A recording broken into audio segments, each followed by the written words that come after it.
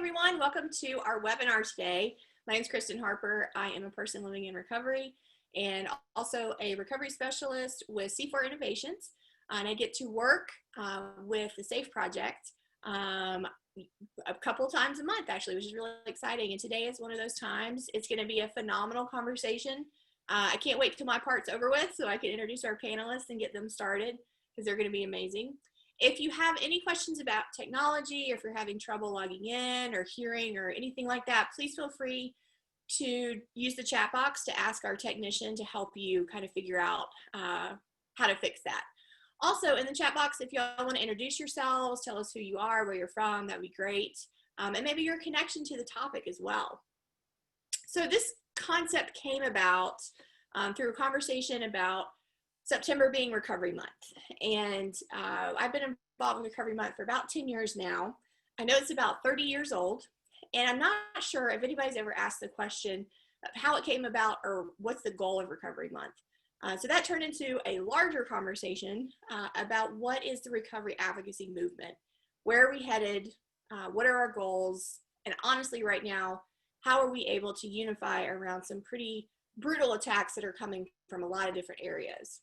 So I wanted to pull in a couple of my dear colleagues and friends over the years who are really doing some exciting work to help us have this discussion as a community. So we're going to go over a couple of definitions just to start off with, and then also some examples from the social justice movement that we've been able to kind of fold into the recovery movement over the years, as well as touch on a few brief pieces of really important recovery movement history that I think everybody should be aware of. After that, I'm going to facilitate the panel, which is going to be the best part, I think, of today. And we welcome your questions in the chat box. We're really excited to get everybody involved and fired up. So these panelists that we have today are two of the best advocates that we could get for that piece of it. So what we're talking about, what are we talking about? And it's, we're really trying to look at defining recovery advocacy. Why are we doing Recovery Month? You may see some events already that have been posted on social media, maybe some advertisements or promotions. Certain organizations are celebrating Recovery Month. And you know, doing it over the past several years has made a lot of sense. We want to raise, you know, public awareness. We want to really highlight what recovery advocacy work is. But beyond that, I think that we have fallen short in some ways by not really defining and welcoming in a larger group of social justice advocates. So this is just an initial conversation about how can we do that? How can we really, you know, widen our scope and welcome more people underneath our tent and learn some lessons from previous groups and movements over the past several years. So when we look at other social justice movements over the years, we have some really phenomenal examples in leadership, right? For example, we've got women's liberation movement. We had leaders like Betty Friedman. We had Gloria Steinem, who said that the first problem for us all, women and men, is not to learn, but to unlearn. And I think that through my own personal recovery work and working in the profession, that's kind of been a recovery principle for us all, right? Is to unlearn first, to figure out what we need to relearn. How can we really improve our messaging? What are we lacking? What are we missing when it comes to this idea of advocacy work? Moving on, you know, civil rights leaders is another fantastic movement to look at. Again, with Black Lives Matter movement that has surfaced over the past several years. We also could look for inspiration and strategy from both groups. James Baldwin said, not everything that is faced can be changed, but nothing can be changed until it's faced. And I think that's really applicable, again, to the recovery field, is the recovery movement. We need to really identify specific strategies, specific policies, specific laws that are discriminatory against all of us that have experienced substance use disorder and other intersecting identities, right? The anti-war movement of the 1970s is really interesting because now we have the war against drugs, right? Which obviously has failed, and we definitely need to go back and reform. And so I think looking at, you know, some of the strategies, they were a little bit more aggressive potentially than what we're used to in the recovery movement. But looking at, some of the protesters would show up to public audiences with LBJ and scream out, hey, LBJ, how many kids did you kill today? And I think about that when we think about the war on drugs. How many Black and brown people have you locked up today? How many Black and brown people have been shot over criminal justice and drugs and, just not having access to a different type of supports in the community? And so again, I think that there's a lot we can learn from these various groups. Of course, the LGBTQIA+, another fantastic example, Harvey Milk, one of my favorite heroes that I've learned about over the years. He once said that we will not win our rights by staying quietly in the closets. And I think that we've all, in recovery, been through this idea that's very similar to the concept of coming out, right? Coming out with our recovery. How do we talk about our personal recovery? What's the messaging that we're trying to get across? And it's very similar. We have to have a unified voice to be able to make a change with a huge system that is happy with where it's at, but is not serving the people that we serve. And then, of course, we have some overlap with disability rights as well. And disability is really a matter of perception, right? And so I think a lot of work that's happened within the disability rights has been reframing and really fighting for equality, which is based, again, on that systematic discrimination. So each one of these examples from our history is really important. Each one of those groups got organized. If you look back at the history, there's a really great book called How to Prevent a Plague or Solve a Plague. And it really explains how the LGBTQ community joined together, joined forces, and collaborated to really look at the policies that were barriers to reform. And now we have gay rights and marriage rights and equality rights. And I think that what we as the recovery field really need to look at is how do we become more organized? Yes, the first step is learning what we don't know. Yes, another first step is learning how to talk about recovery, learning how to approach it from a person-first language standpoint, and to talk about, the wonderment of the recovery lifestyle, which has really helped to promote a lot of really positive parts of change and advocacy.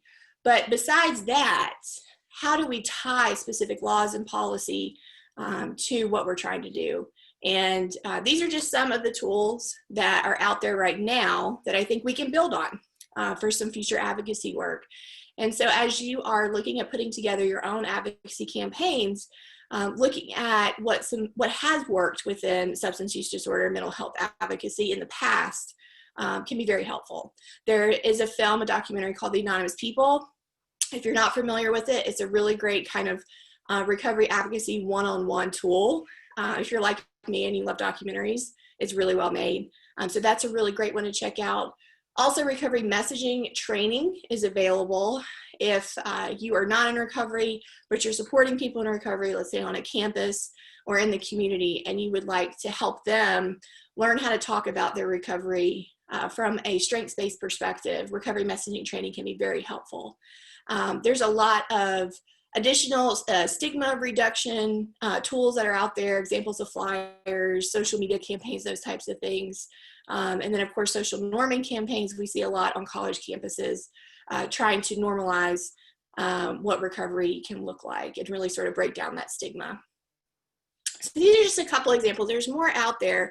And again, we really need to try to take these tools and build on them with additional resources that will help really get our goal across the goal line. First of all, we have to agree on what that is. So if you look at the past history of several really kind of critical moments for us for addiction, alcoholism, substance use, which we now have today, policy reform and advocacy work, you can see that it's been going on for a very long time. The first recorded efforts from the 1750s, and that came out of Native American movement, sobriety circles, and then also the American temperance movement. If you fast forward through several other of the years, you'll see that It wasn't until 1967 that alcoholism was defined as a disease by the American Medical Association, which really kind of opened up a lot of advocacy work, because now it's a disease. What does that mean? How is it tied into public health policy? And so I encourage you to take a look at the full history. It's very comprehensive. This was pulled from Bill White's Significant Events in the History of Addiction Treatment and Recovery in America. He and Tom Hill, if you're familiar with Tom Hill, is also one of the important founders of the recovery advocacy movement, built this together. So just in response to some of you being probably attached to collegiate recovery, since that's a big population that the SAFE project serves, just a couple highlights there with educational supports. ARS, which is the Association of Recovery Schools, was founded in 2002. It was a joint effort between recovery high schools and collegiate recovery communities. And then in 2005, the first National Summit of Recovery and National Recovery Supports and Education occurred in DC. And that was another really kind of cool moment for educational support professionals to be able to go and explain what they're doing with collegiate recovery and recovery high schools. Then the Recovery Bill of Rights came out. That was Faces and Voices of Recovery publication. And that was really an important document because it really sort of congealed a lot of the passion and the effort behind saying, you know, we have these barriers, we don't have access to treatment, parity law is not being enforced. You know, there's a lot of different pieces of that that got put into the Recovery Bill of Rights. It's a really great document. It should be updated because we know we have some more policies and laws we should be focused on today, but it's a great document. And then if we look at ACA protections in 2010, the first collegiate recovery conference, which I was lucky enough to be at, happened at Texas Tech University. And that's where the Association of Recovery and Higher Education first formed, was at that conference. And then also the Office of National Drug Control Policy and SAMHSA ponied up some funds to be able to put on that summit. So that was pretty exciting. So the National Alliance of Recovery Residences was founded in 2011, and then the Recovery Month events started to pop up a lot more. We actually got over 90,000 people, and Faces and Voices had over 30,000 members. It was just a kind of a critical year. And then Young People in Recovery was formed in 2012, and that was also through an invitation from SAMHSA. So SAMHSA has been a great advocate for us for a while through a lot of different phases. And then, of course, we have the National Recovery Rally on the Mall that Facing Addiction put together. That was very exciting. We were on the Mall. It just had a hurricane the day before, had fantastic speakers, and a lot of really great bands came out, Aerosmith. And so to see something like that, you know, right there in DC was very exciting for us. And then around that time, the Anonymous people came out, and then also we had some pretty cool critical legislation that was being lobbied and kind of fought for by Senators Portman and Whitehouse, called the Comprehensive Addiction and Recovery Act. And so that act specifically provided funding for a lot of recovery initiatives. So the past 20 years or so, we've had a lot of really important things happen that we don't want to forget about, but we do need to build on them. And I think one of the pieces that we have been really kind of lacking up until this year, because of a lot of different reasons, is this idea of expanding our audiences and the work and looking at our own personal histories, right? So, you know, coming from a criminal justice background, coming from a sexual assault background, coming from anti-racism background, all of those pieces should be at the table when we're talking about recovery advocacy work, because it all intersects. So today we have two panelists that have done an amazing job in their personal lives and their personal recovery with their advancement and just their goals personally, what they wanted to accomplish, but then also have played a really integral role in the national movement and national conversations. And I'm so grateful that they were available to have this conversation with us today. And I'm going to invite them each to tell you a little bit about themselves, introduce themselves, share a little bit of their story, and then we're going to get into some questions and welcome your questions in the chat box as well. So Mariel, my dear friend, would you like to kick us off? And then we'll toss it over to Daryl. Sure thing. Can you just give me a thumbs up that you can hear me? Okay, beautiful.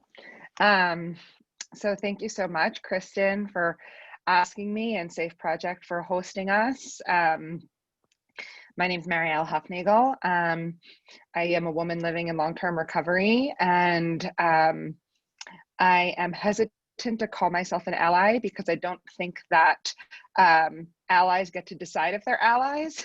I think I would like to consider myself an advocate, though, for recovery, for criminal justice reform, for anti-racism, and for really the uncomfortable conversations that we need to have if we're going to grow as a movement. I guess I'm going to tell you just a little bit about myself before we get too deep into advocacy and activism. But it's a little bittersweet to be on this webinar for me at this time. I think we are in a, these are strange times to be alive. Let's start there. And my own personal experience with Recovery Month for many years was that I was so excited to celebrate recovery. And I don't feel that way this year after some of sort of my own really uncomfortable awakenings around how exclusive and divisive, dare I say, the recovery space really is. And I think as someone who does absolutely consider themselves a recovery advocate, and someone who is deeply committed to my own anti-racism work as a white person, there's some real personal responsibility that I'm feeling as we go into Recovery Month, where I still absolutely want to celebrate recovery, but I'm also painfully aware that the recovery movement holds a deep amount of responsibility around some of the pain that my, brothers and sisters of color or of with other marginalized identities feel on a daily basis. So, I ended up getting sober very young. I got sober when I was 21 years old. And anyone who's heard me speak before about my recovery, I always talk about the fact that I'm acutely aware of the privilege that allowed me to access recovery. I think that my recovery is very much a product of luck and grace and privilege. And I think that that is a really terrible trifecta that certainly worked for my benefit, and I'm forever grateful for that. But that cannot be the equation that gets people into recovery. And although I speak of my own privilege, I also had it very rough, right? And so I think that that's also really important when I think about and I look at the word privilege. For a long time, I didn't understand how privilege could possibly have a role in my recovery, because I got sober in jail after 4 years of sex work and in and out incarceration and abuse and food insecurity and housing insecurity. So I had this false idea around the idea that privilege equated luxury. And that was not the case. Privilege simply meant that because of the color of my skin, the way I was able to articulate myself and the opportunities that I had changed multiple circumstances from the way that somebody else might have, experienced them. And so, so I got sober in jail, and I think that there are multiple periods of our life, right? And certainly in my recovery journey, I have these different pockets, right? That are based on different epiphanies and experiences that I've had. And if there's one thing I'm super grateful for, it's that my own personal recovery process has allowed for the softening of my heart and the opening of my ears over and over and over again. And so, You know, in the beginning, my personal recovery was simply just about getting my head above water and trying really hard to maintain my recovery, and then learning how to thrive in recovery. Since then, and I love that Kristen mentioned the anonymous people, and sometimes because I can live in this recovery bubble, I just take for granted that everyone has seen it. I know that may not be the case for those of you on this webinar, so if you have not seen it, I strongly recommend watching it. The anonymous people changed my life because it opened me up to this idea that recovery didn't need to just be transmitted person to person across the kitchen table, that recovery was also this macro topic, and that we needed to start looking at draconian and antiquated policies and ideas that that kept the recovery bubble really small. And then from there, I decided to go back to school, and I got engaged in a career that really is not just about recovery, but really is about consistently advocating for whatever change, whether that be policy change or conversation change, or, you know, whatever change needs to happen, so that the marginalized of the marginalized can be lifted up. And I've done that through various capacities. You know, I worked at YPR, I worked at the National Council on Alcohol and Drug Dependence. Most recently, I've worked at the Ammon Foundation. And what I have found, and then I'm gonna pass it over to Daryl, is what I have found is that after I entered recovery, right, and you'll always hear me talk about that, recovery for me is about so much more than abstinence from alcohol and drugs, which is my personal choice and the way I recover. Recovery is about building this life worth living. And education has been a vital part of that.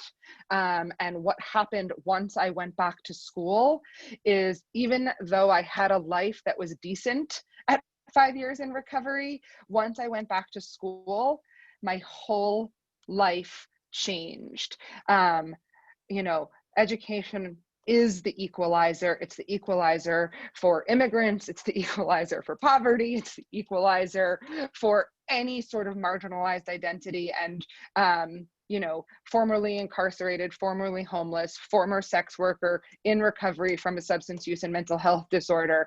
Education equalizes that playing field, and allows me not only to be at the table as the tokenized person in recovery or the tokenized person with lived experience, but it allows me to be at the table because I am worthy and valuable of being at the table, because I am educated and intelligent, and what I bring to the table is so much more than just my lived experience.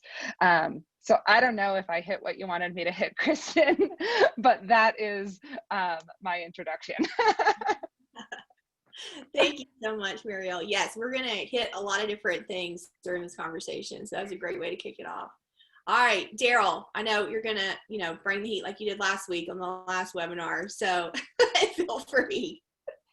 No, I mean, I got nothing. I mean, I was going to say what she said because, you know, Mariel's so dope, man, right? So it's an honor and a privilege to be here, Kristen. When you ask, you know, I say, you know, very seldomly do I say no to opportunities to educate and bring, you know, bring light to our people, as well as represent a person in, you see I got the orange on representing my people that are incarcerated. You know, when you're incarcerated in Connecticut and you're getting transported, you have to put on an orange jumpsuit. So that means today we're going somewhere. Anytime I'm wearing orange, it means we're going somewhere. So I'm hoping that we have the opportunity to take people someplace. You know, my name is Daryl McGraw. I'm a person in long-term recovery. Mariel and I both celebrate the same day, which is dope. We both got a similar story. I found recovery incarcerated. I found purpose, and I found my purpose in West Wing 25 cell. You know, somebody slipped a purpose-driven life under my door in my cell, told me to read it, and I started reading it, and I learned through that 40-day process that, you know, that I had purpose and my life was valuable. But being a person in long-term recovery today, you know, for a long time, recovery saved my life. I was so excited about being a person in recovery. But I got to tell you, friends, you know, as a Black man in this country today, I don't feel so safe. I don't feel so safe. Recovery can't save me from a cop's bullet in the back. I can't stand out in front of the police and say, I'm in recovery. you know, because that doesn't seem like people are dying that just look like me just because of the color of my skin. So it's really hard to really honor the recovery month like we normally do. Like we're usually celebrating and we're speaking all over the place. But in these times are different. It's different. You got COVID killing people. You got the police killing people. And, you know, I mean, and my people, black and brown people, are suffering the brunt on all ends, you know, and then having been a person who was a survivor, man. We're survivors. If you say you're in recovery, you're a survivor, right? So I'm a survivor of the crack epidemic. I'm a survivor of mass incarceration, solitary confinement, and then all the stuff that comes with the drug game. I survived all of that only to get clean, to find out that I could get pulled over and murdered tomorrow just for driving. So it's a rough time to be in this recovery movement. And I bring all that to the table today to say, you know, where are my recovery brothers and sisters? You know what I mean? Are you saying Black Lives Matter, or are you saying all lives matter? Because see, that's problematic, especially when you have been through something yourself. You know what it's like to be stigmatized. You know what it's like when your life didn't matter. And it didn't matter to you, because I remember what it was like when I was using. When I was using, my life didn't matter. I didn't care. Everything was for gamble. You know what I mean? Everything was on the deck, rolling the dice. So, you know, and I celebrate. I see you guys in the chat box. I see my formerly incarcerated people. I'm hoping you're standing up and cheering, because we are here, but we got a movement. We got to save people. We got to be standing. We got to use your voice. And I call on my brothers and sisters that are lighter than me, that have that privilege to use your privilege to speak up and talk about what's going on wrong. We 25 million deep. And then we standing in other lines when we know what it's like to go through the struggle. We know what it's like to be stigmatized and looked down on when you're dirty, filthy, smoked, cracked out, doped out. You know what that's like. Yet you get clean, you get your house, you get your job, you get your possessions, and you step back talking about all lives matter. Come on, man, where we at?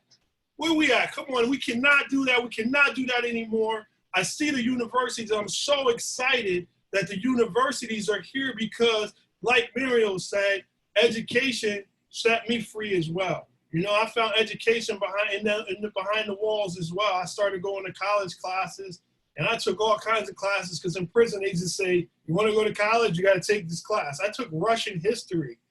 Don't ask, I passed it, I got a C, but don't ask me any questions about Russian history. But that's what they were offering, and I went because I wanted to be more. You know, when I was in prison, I wrote a 5-year plan, and part of that 5-year plan was that I needed to change some things. And the number one thing that I needed to change was character. Because once I changed my character, then certain things no longer became acceptable. So therefore, that's when I started to change, and I started to see that trajectory of me going in a different direction. So then I started saying, well, you know, if I want different results, I got to do something different. So I started going to school, and that opened the door for me to, when I got out, I started doing weekend courses. Springfield College, shout out Springfield College for having accelerated courses and letting people like me in with a criminal record. And every door was closed except for the door for education.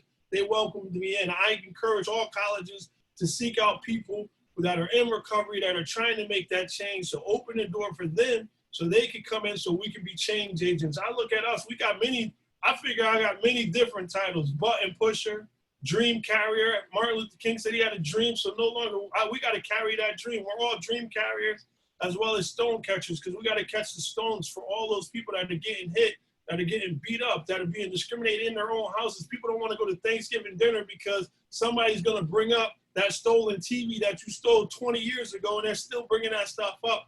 We got to move. We got to move differently.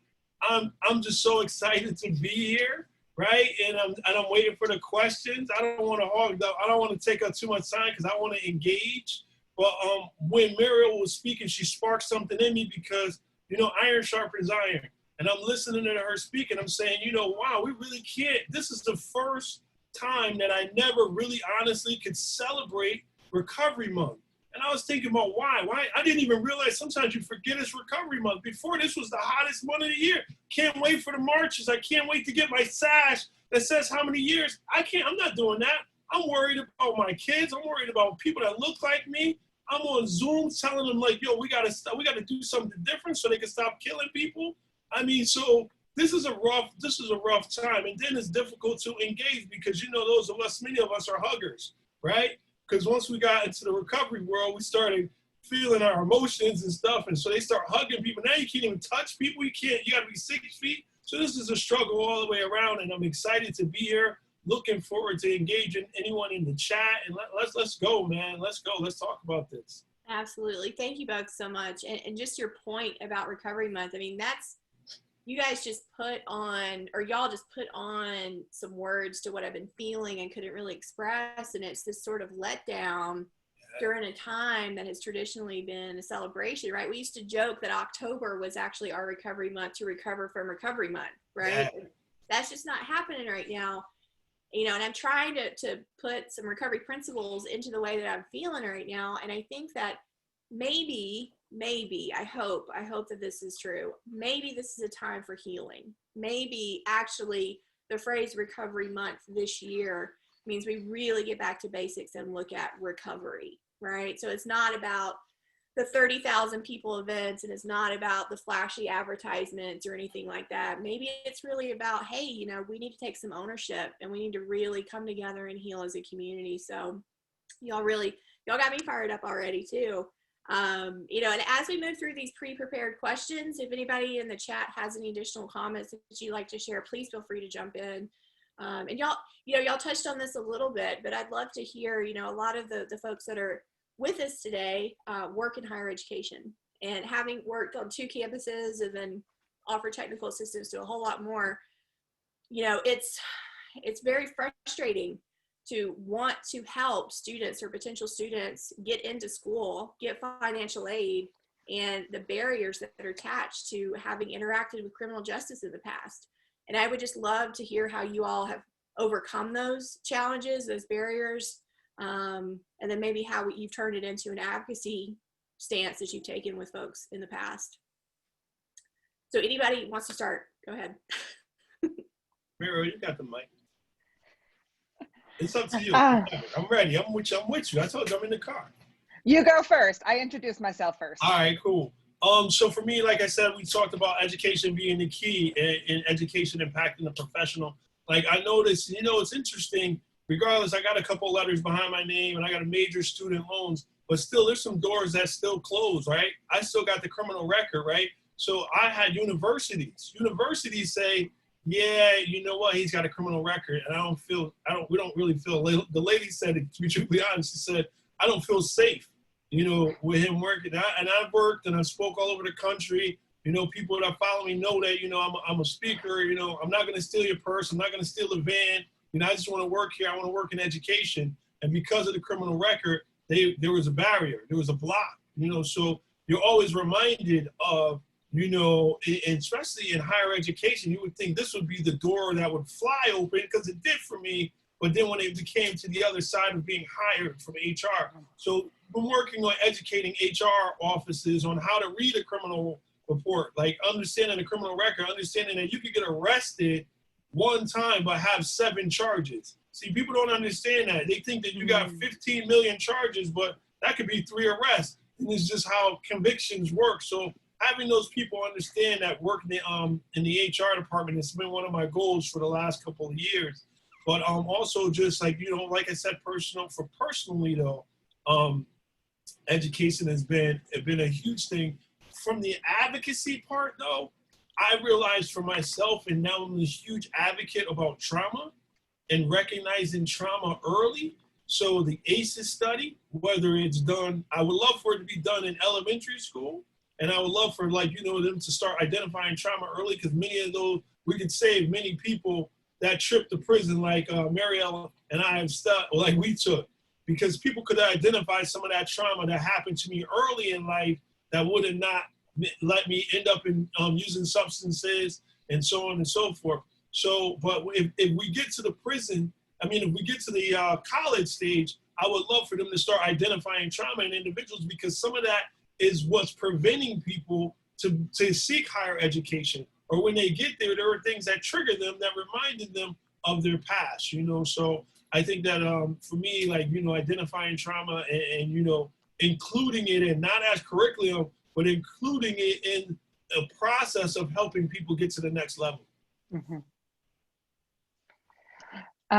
So I think education has impacted my professional, personal, and advocacy development in literally every way. I think a couple of things. I mean, so when I was about 2 years in recovery, I tried to go back to school and I failed. And I think that's an important story to tell you because I had no support and I had minimal access to sort of anything but a very specific recovery pathway. So I still had all sorts of other issues, trauma related, as well as anxiety around money, anxiety around housing, anxiety around food. And so then going to school without these basic life skills and without support on campus, I ended up dropping out. And I talk about this all the time, like, thank God that wasn't like the catalyst for me to re-engage in use, right? Because what by not being successful at that time did is it reconfirmed all of this negative self-talk that people who have mental health and substance use disorders live with, right? This idea that I'm not good enough, I'm not smart enough, I'm not capable enough, I'm just going to be a waitress for the rest of my life. What's the use, right? And again, thank God if I did have a decent recovery network at that time. I had peer support that helped me to get through that and also pushed me to work on more areas of my life, right? So I went back to therapy. I eventually was able to get health insurance, so when you're worried about if your teeth are going to rot out of your mouth, it's hard to think about algebra, right? And so I went back to school. I tried again at about 6 years sober to go back to school. And like I said in my introduction, at 6 years in recovery, my life was pretty okay, right? But the trajectory of my life totally changed after going back to school. And I think for those of you who are educators on the line, my experience is that oftentimes, just like Daryl spoke about, no matter which side of the coin it is, there's this idea that like there's not an addiction problem on my campus, right? And that we don't want you people here. And what I want to share with you is that my experience is that people who are in recovery and go back to school, out GPA, out extracurricular activity, out pay their tuition, out show up, out retain as students, because people in recovery are so grateful for this second chance at life that we've been given. And there's a gratitude and a grit and a willingness there that a lot of other students don't have. And so I just want to share a little bit about my success as a student, not because I'm so fabulous, but I think it's important. I started at a community college, which I also think is where most of the people like me, people who are non-traditional students in recovery, potentially those who have had struggles with housing, food, incarceration, most of us don't show up at a four-year university to start our education. Most of us show up at a community college, and I sort of showed up pretty positive that I wasn't able to be successful, timid and unsure of my abilities, and 2 years later, with a 3.9 GPA, I was asked to be the commencement speaker, right? And then I was able to go on and get into a honors master's program and graduate summa cum laude with distinction, with a master's in public administration. And that's not me special because I'm Mariel, right? That's what people in recovery who go back to school look like. And that perception around around addiction needs to change, right? Having people in recovery from addiction is an asset to your campus, 110%. And then looking at how we support those students is really, really important also. But that's not dissimilar to looking how you would support any other population on your campus, right? If we want students to be thriving on our campus, we need to be looking at how we're supporting their mental health, in recovery or not in recovery. We need to support students' mental health. Right. Yeah, thank you so much. Yeah, both of you. Both of you just reminded me of, one of my first students that I got to work with, came out of prison, spent 28 months in prison for aggravated assault during a burglary. And she came to me one day after she got accepted into school, contingent on her involvement with the recovery center, of course, because judicial affairs didn't want her there because we don't have those people here. She said, I want to be a doctor. And, I had to look at her and say, well, that's going to be really hard, but I'll help support you with whatever you want to do. She worked her butt off. She got the highest MCAT score out of the entire school. She applied to every single medical school in the country. She got accepted to one.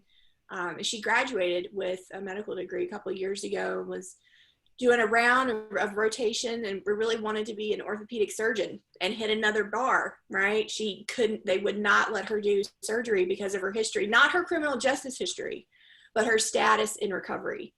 She had been in a monitoring program for 12 years and they had watched her for 12 years and she committed suicide in April, right after the COVID shutdown hit.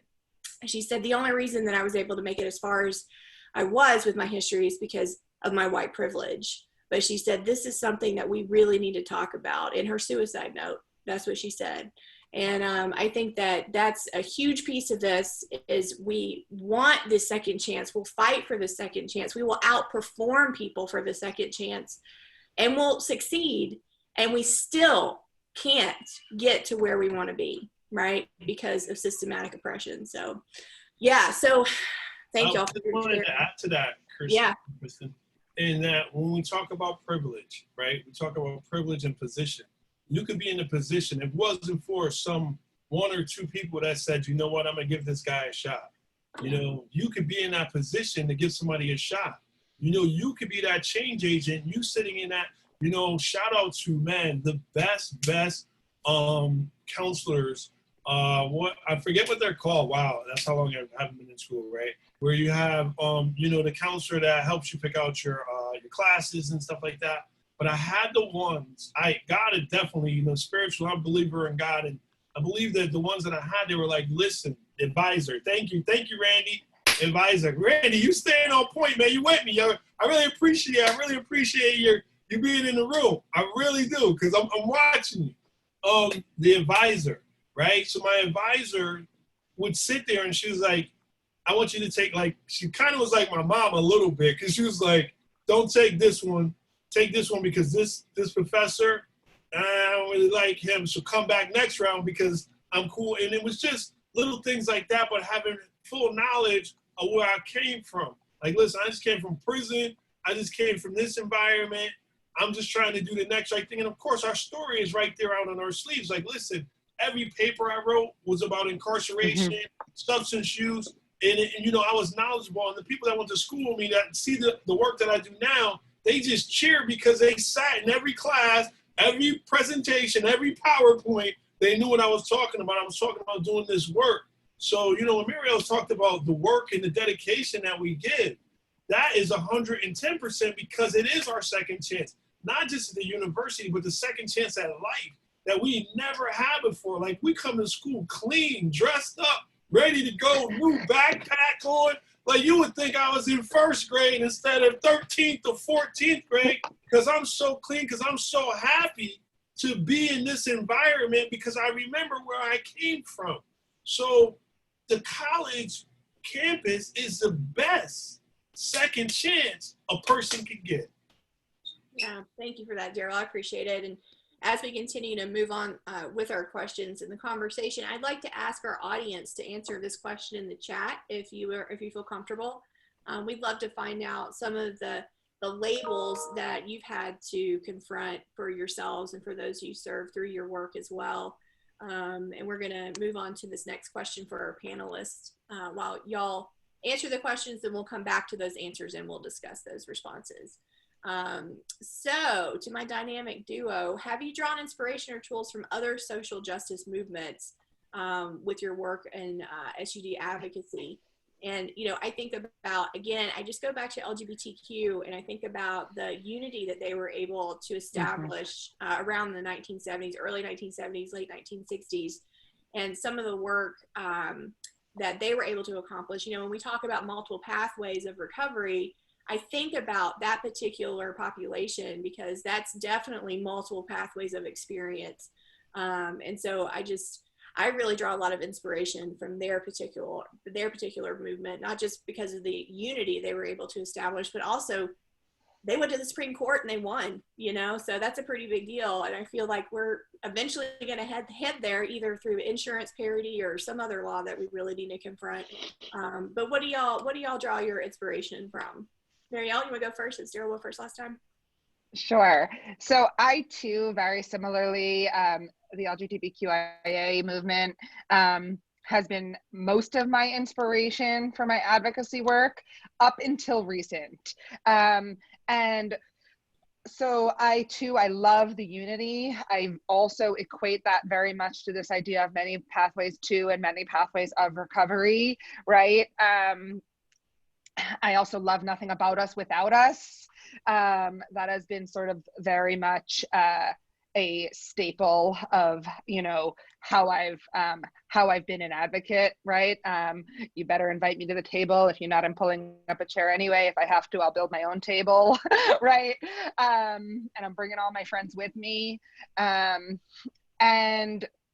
you know, also what I think the most important thing for me from the LGBTQIA movement has also been this idea that how important allyship is in a movement, right? And we see that in every movement, right? That the LGBTQ movement really gained like traction when people who weren't lesbian, gay, transgender, queer started to scream out loud for that movement. And so that's also been really valuable for me about, yes, we need to talk about recovery. We need to be loud and proud for those of us who have lived experience, but it's also about changing the minds and the hearts of others that aren't directly impacted and having them move along with us. So I say up until recent though is part of the work I've done in the last 18 months has been really educating myself about American history, Black American history, the civil rights movement, and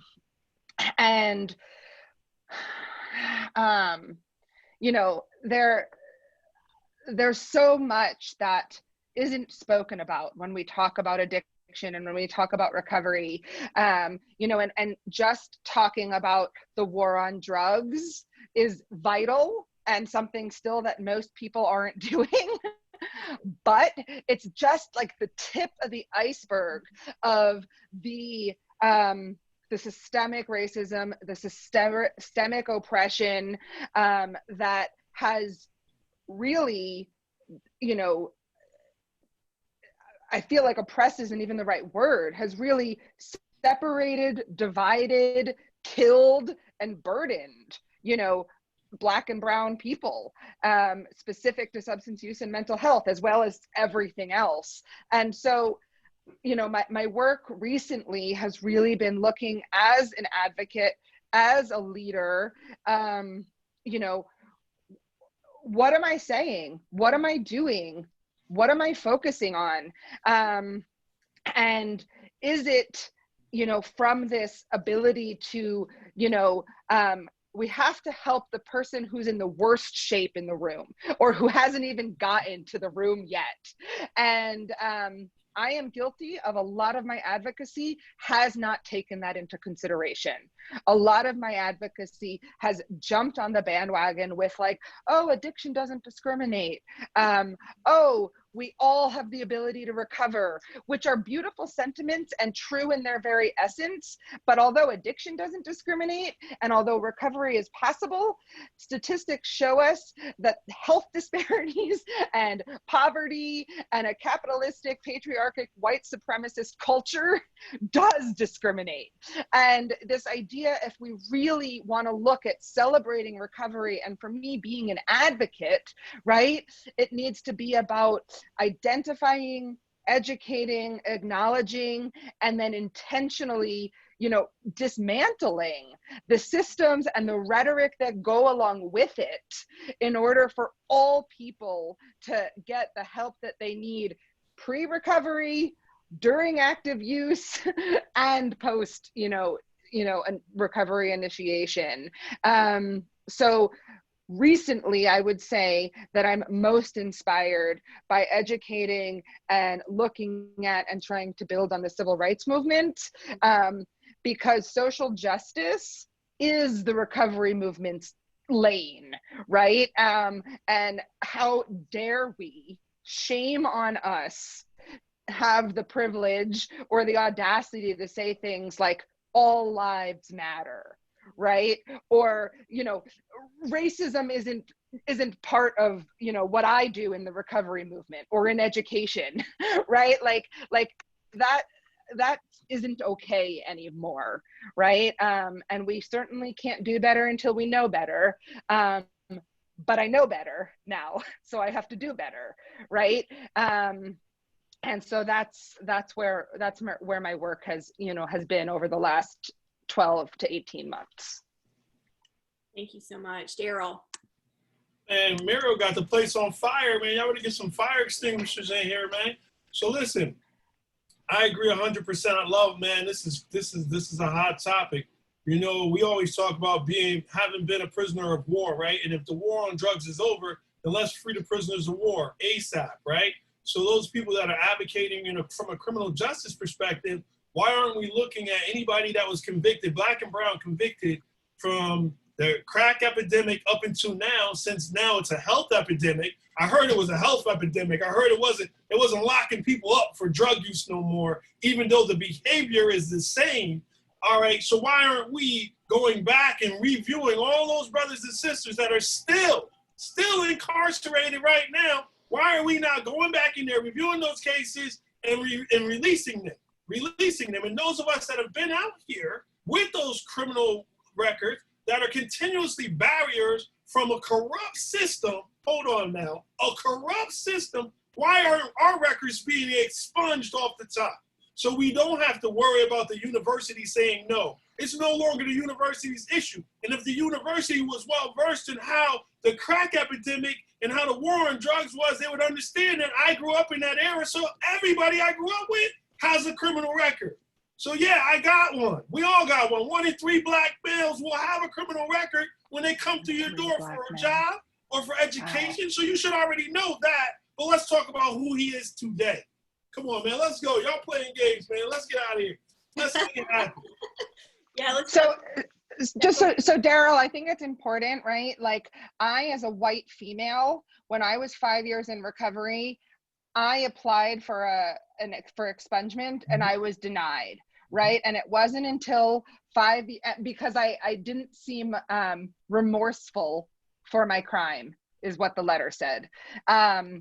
So 5 years later, I had the means to hire a lawyer and go back through this tedious process, at the point of which I had, state senators and state governors literally writing letters and calling on my behalf, right?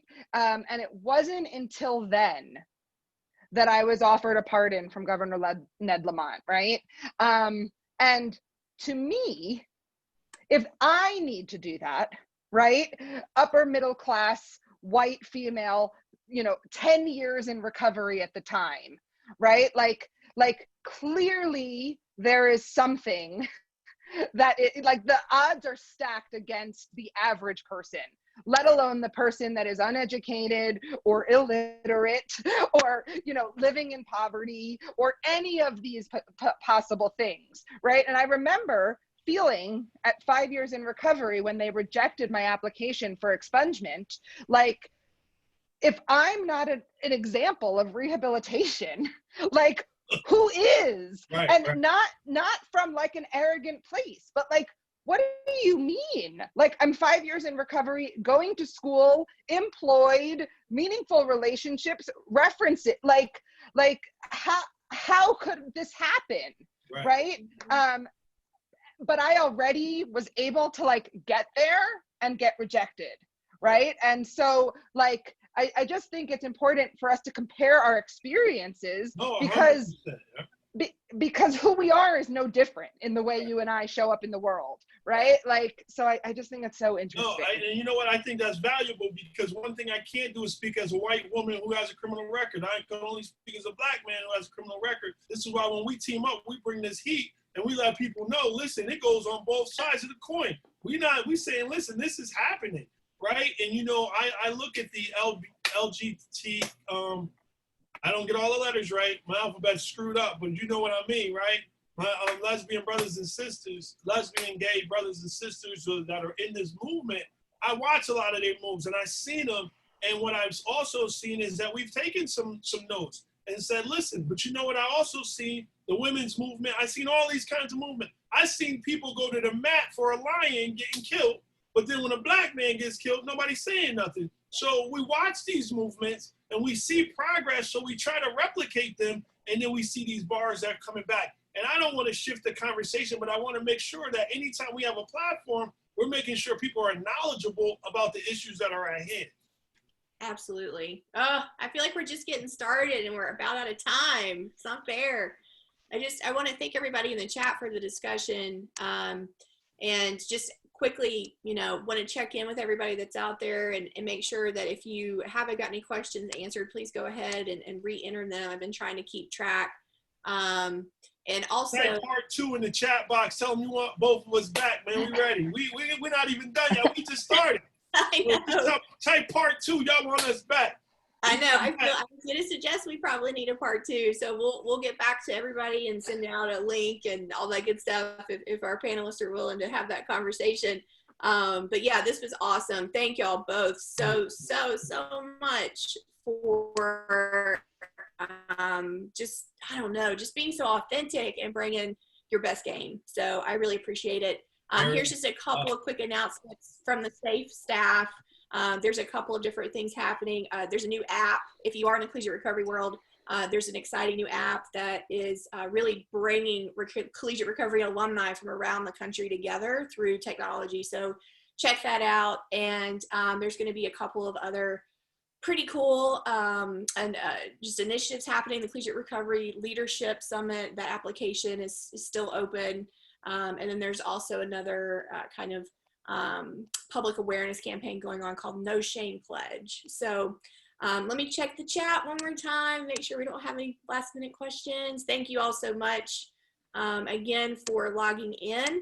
And I'd like to thank Daryl and Mariel again for giving your time and energy. We really, really appreciate it, and your knowledge and your expertise. And we look forward to hopefully doing this again with you. We have to figure that out, what that'll look like. But our next webinar is going to be October 1st at 4 p.m. And we will make that link available again through our listserv probably by next week. So y'all have a wonderful rest of your day. And thank you, panelists, so much. Thanks, Mariel, for having me. Thank you. Thank you, Daryl. Thanks for everybody who came through. Bye. Thanks.